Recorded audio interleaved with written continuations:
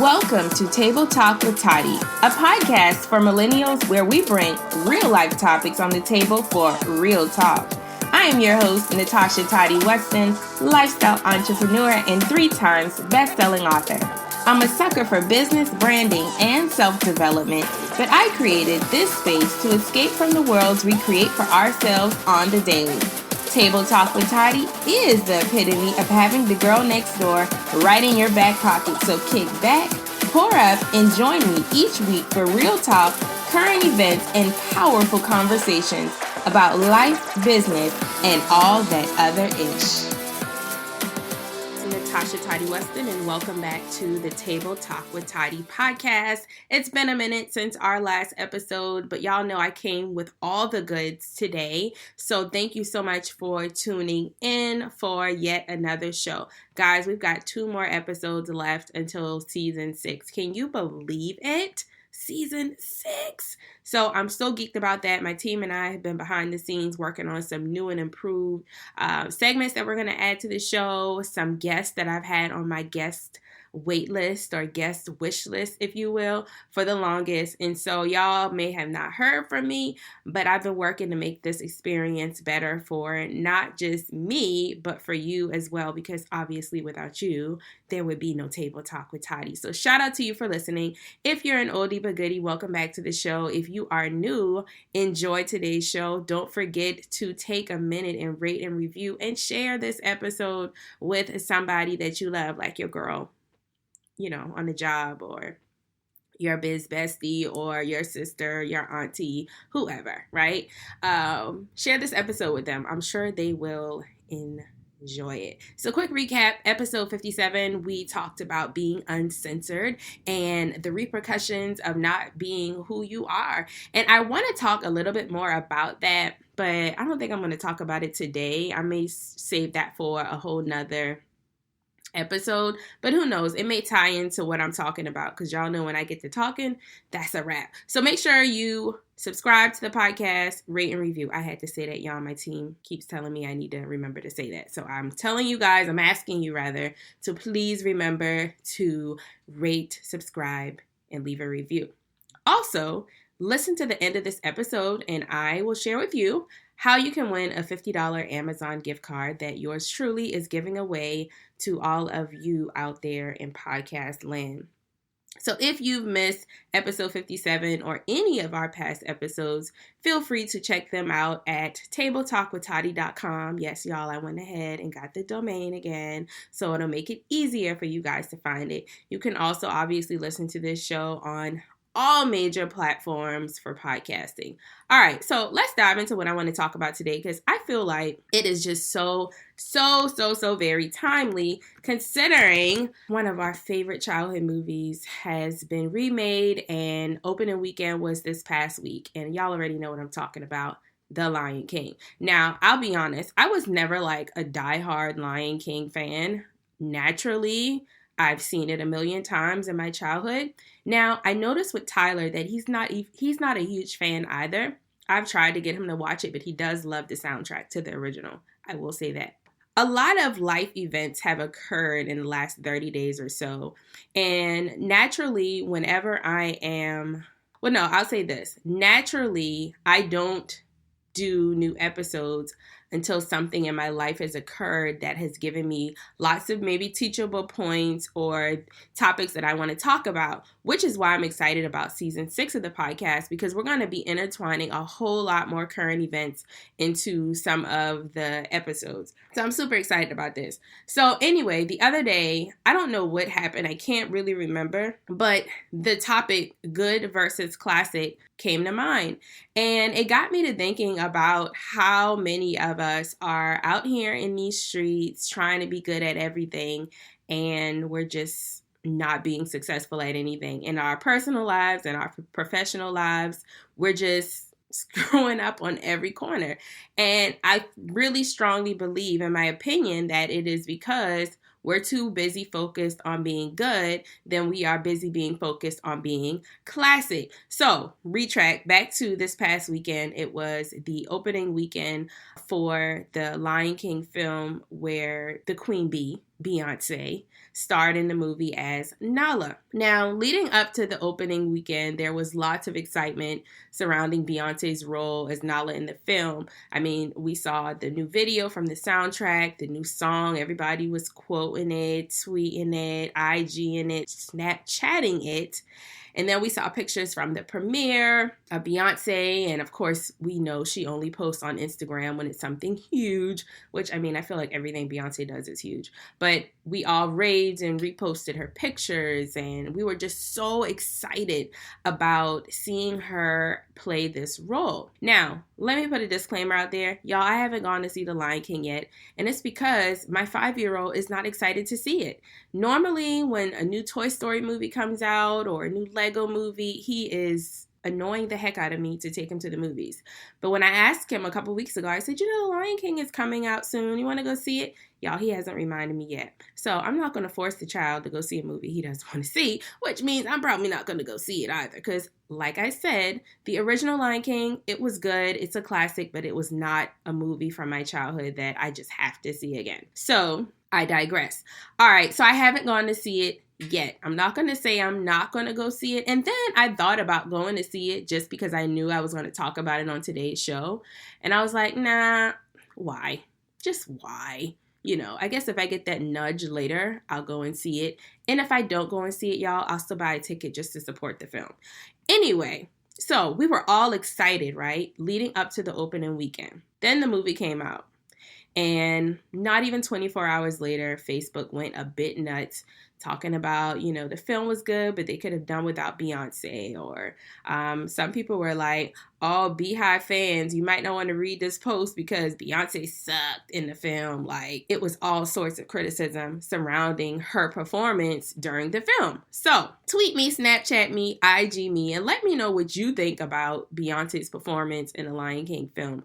Was she good? Was she great? Was she, Are you going to remember her in the film? Will you not remember her in the film? Could they have done without her in the film? Was she a good asset to the film? I personally think that, and this is my personal opinion, I think that Beyonce is part of the reason why the film has done so well. I mean, you can't deny it. When Beyonce's on anything, it sells out. It does extremely well. I mean, it's just Beyonce. So that's why she's the topic of today's discussion. So now I want you to think back to Beyonce's past acting roles in films such as Dreamgirls, Obsessed with Idris Elba, The Fighting Temptations with Cuba Gooding Jr., some of the older movies. I think she was even in Austin Powers movie once. And y'all remember that, it was like an opera movie that she did. It was like one of her earlier day movies. But some of y'all probably don't even remember those movies, right? Some of you probably didn't leave the movies raving about her performance as an actress, the same way you didn't leave raving about her performance as Nala in The Lion King. But without hesitation, name the film that you couldn't stop raving about. Homecoming. Why? Because this is a classic Beyonce film. Period. It's a classic. If you watched the Homecoming film, you saw just how intricate the details were. You saw how much planning went into it. You saw how much blood, sweat, and tears went into Beyonce's performance for a 2-day Coachella show, or Bochella show. Let me correct myself. And that is because Beyonce has clearly identified that she cannot be a classic if she's good at everything. You're not going to catch Beyonce on the BET Red Carpet Awards show maybe once every century or once every decade. Maybe I'm being dramatic. But you're not going to catch her on every red carpet. You're only going to catch her on the best of the best with all of the classics and people and individuals and movements that we deem as classic and not just as good. Because you can't be a classic if you're good at everything. So let's define good and classic. To be good is to be desired or approved of, right? So you could be good at tying your shoes. You could be good at putting some cornrows in your hair to go under your lace front wig. You can be good at maybe pumping gas. You may be good at putting a t-shirt on with a pair of jeans. But to be classic is to be considered and recognized as established value and someone or something of high quality. Period, point blank. So even though you can put a shirt and a pair of jeans together and it look good, You probably don't know how to put a shirt with a nice statement blazer and a bomb pair of shoes and turn that outfit into something different because maybe you're not a classic fashion stylist or a classic fashion designer or whatever the case may be. So Beyonce may be good, and I got some quotes here, some silent quotes here. She may be good at getting on film and learning lines and being on a movie, but she's probably not going to be someone we remember as a classic actress, if we're just being honest. Beehive, don't come for me. I'm just stating the facts here, okay? So when we think about classic actresses, we think about Angela Bassett. We think about Cicely Tyson. We think about whoever else you would think of as a classic actress. Those are just the ones at the top of my brain, y'all. All right? Beyonce is probably not going to fall within alignment. But when you think about a classic entertainer, when you think about a classic performer musically and lyrically, I'm sorry, but Beyonce is at the top of the list. Michael Jackson is at the top of the list. Jay-Z is at the top of the list. Whoever else, Anita Baker is at the top of the list. Like, those are people who are going to go down in history as classics. And that's because they're not out here trying to be an actress, and call themselves a classic actress, that is. You know, I am a firm believer that we can do as many things in this lifetime as we want to. If you want to try your hands out at acting, go ahead and do it. I'm a living example. Y'all know I've filmed on the set of Empire and Being Mary Jane a couple of times. And it wasn't because I wanted to be an actress. Like, I knew that wasn't my strong suit, but I wanted the experience. I wanted it on my resume. So there's nothing wrong with trying out different things. But if you're doing everything and, you know, doing it a little mediocre, you can't be classic. You don't have time to learn how to be classic in the things that you are the most valuable in. So I want to share a little scenario with y'all really quick, something that actually just happened to me not too long ago. And it was really the icing on the cake as to why I wanted to do this episode, was because I have been writing notes and I've been wanting to talk about this topic for a while, but I was like, you know, I don't really know. You know how when you're doing something and you really know when it's time to do it? Now is the time to do it, y'all, because I've been planning for this episode for the longest. So anyway, I was texting my mom earlier today, and you should see me like trying to write out all my notes because I was like, oh my God, I got to record this today. So a couple of days ago, well, let me backtrack for a second. So I don't know if I've ever told y'all much about my job, but to say it in a nutshell, I have a very, very intricate responsibility and position at the company that I work for. And I wear many, many, many hats, from contracting to marketing. I'm kind of like the glue that holds a lot of things together. Very stressful.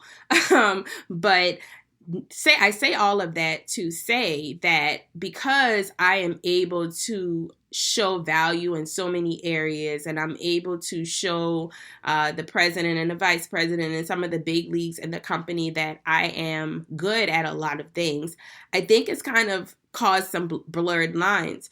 And in the last month or so, I've been noticing that they've been giving me a lot more responsibility within like the finance and math parts and counting and money parts of the company. I didn't sign up for that. Like, I really didn't. And I tried to tell them that.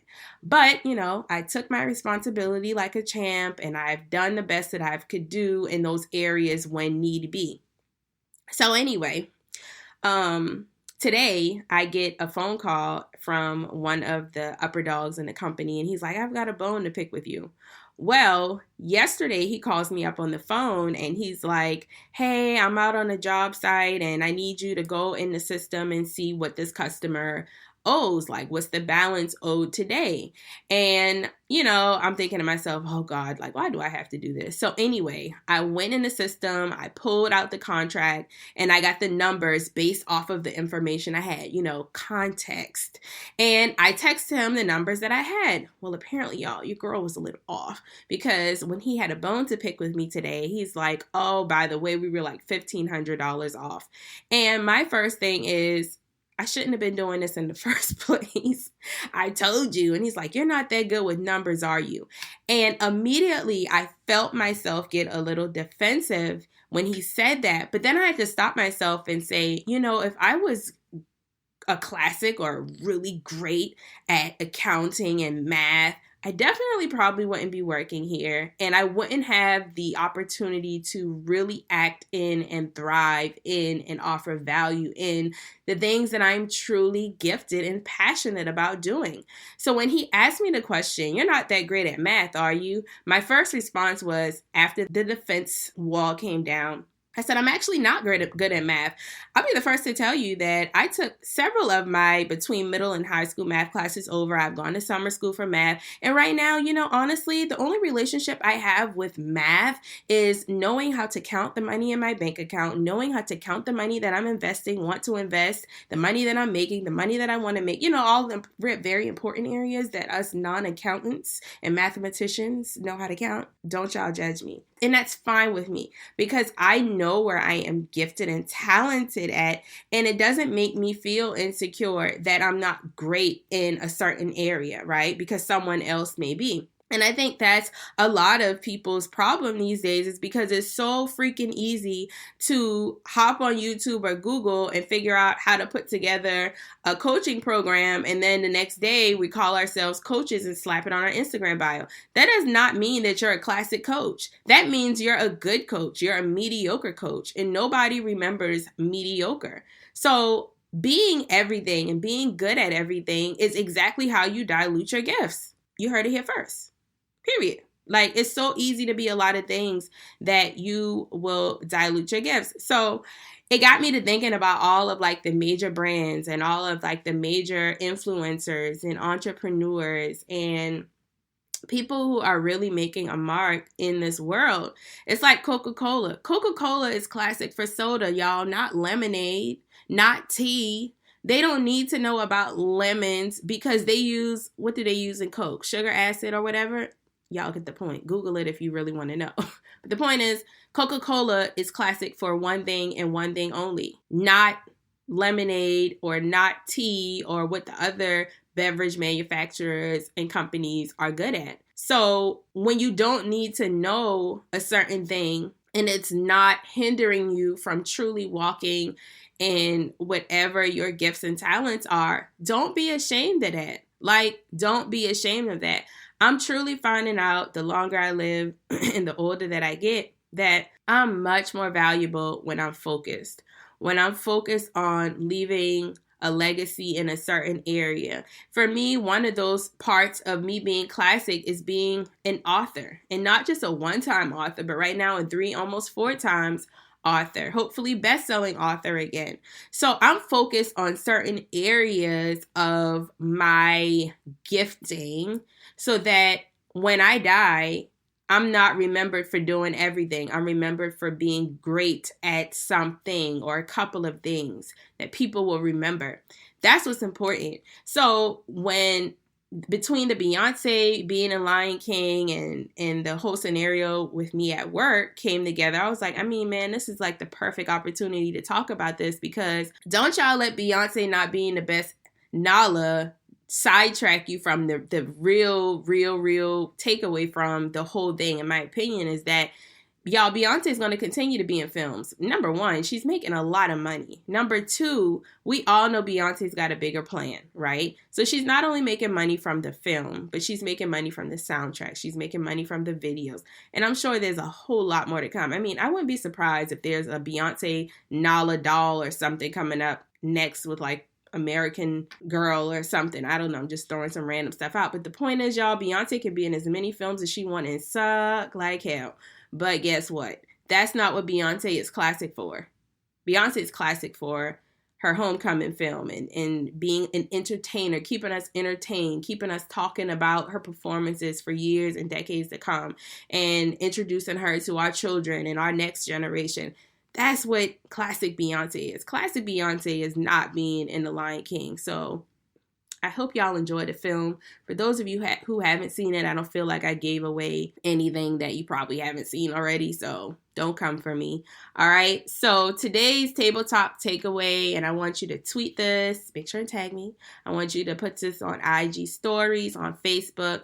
Today's tabletop takeaway is: being good at everything is the recipe for poverty. Being classic at your thing is the recipe for legacy. Period. All right. Thank y'all so much for hanging out with me. It feels so good to be back.